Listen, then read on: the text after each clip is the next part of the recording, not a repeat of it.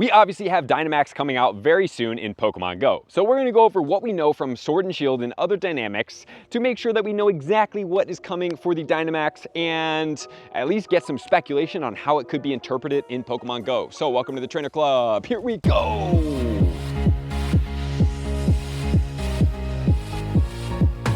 Let's talk about Dynamax because it is the new hot topic in Pokemon Go. So I just want to give a big shout out to Randy for helping me understand a little bit more because he's a lot more knowledgeable about Pokemon than I am, so I'm excited to break this down with you guys together. So in Generation 8, they introduced Dynamax, which was in the Galarian region, okay? So this is gonna be what we're having here.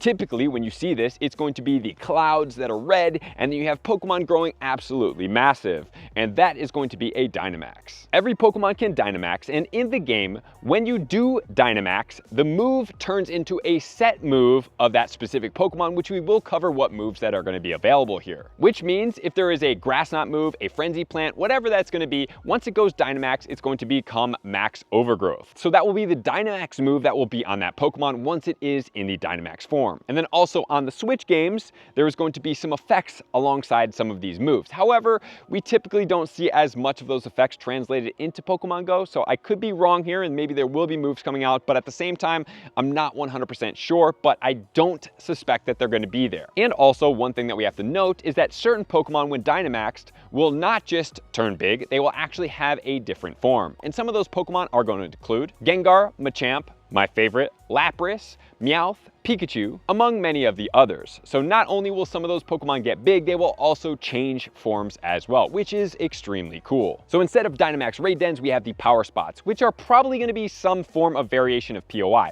I don't know if it's going to be an in-game POI that already exists or they're going to be brand new. And with what they are talking about is it seems that if these Power Spots are going to be popping up before the Dynamax battles are going to be able to take place. So before you can go in max battle, it seems as if there will be some type of phenomenon happening around where it will become.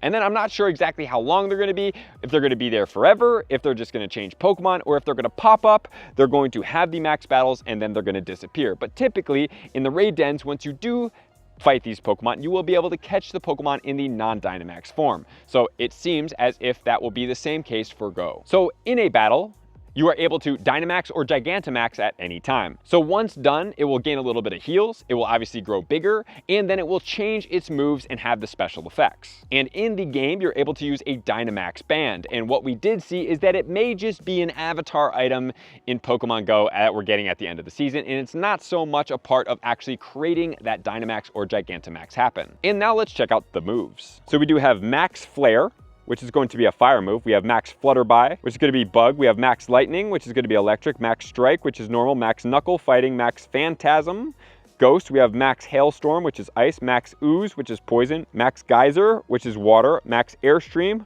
which is going to be flying. We have Max Starfall, fairy. Max Whirlwind, which is going to be dragon. We have Max Mindstorm, psychic. Max Rockfall, rock. Max Quake, which is ground. Max Darkness, which is dark. Max Overgrowth, which is going to be grass. And Max Steel Spike, which is going to be steel. And as you did see while I was reading though, on the right, we did have the special effects. But as Randy speculates, and as I would agree with him on this, that we probably will not have those effects introduced into the game because the handheld games are typically a little bit more advanced in all the typings and everything that goes on, including the special effects. And Pokemon Go is usually, I wouldn't say a dumbed down version of it, but it's kind of is. It's a little bit more of a user-friendly version that doesn't require as much technicality as do the main series games. Now let's look at a bunch of Pokemon in the Dynamax category. So we do have Lapras, Charizard, Eevee, Pikachu. Then we have Sandaconda, and then we also have Orbeetle. Then we're gonna have Centiskorch, and then we're gonna have Colossal, and then we're gonna have Capraja. Then we're gonna have Snorlax, Toxicity. Then we have the Gengar, Butterfree. Then we have Corviknight, and then we have Alcremie, then Flapple. Then we have Duraludon.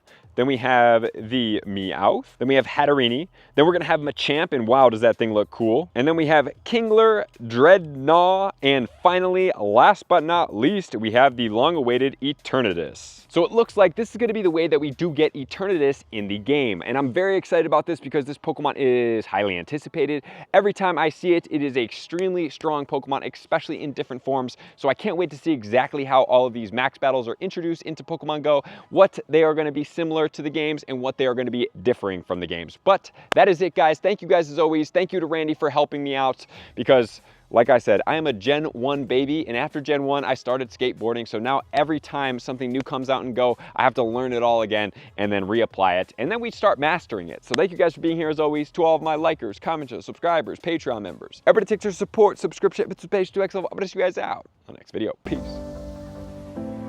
I want to take this time to thank everybody who supports me in every facet. It means the world to me, and an extra special thank you to all my Patreons. I greatly appreciate the extra support to continue to allow me to pursue Pokemon Go full time, allowing me to create my daily video uploads in the most timely fashion for everyone's benefit. Plus, I get the amazing experience of sharing my creative processes behind the scenes and raiding all around the globe with select upper tiers. Thank you everybody for being a part of the Trainer Club. You all mean the absolute world to me, and I will see you guys out on the next video.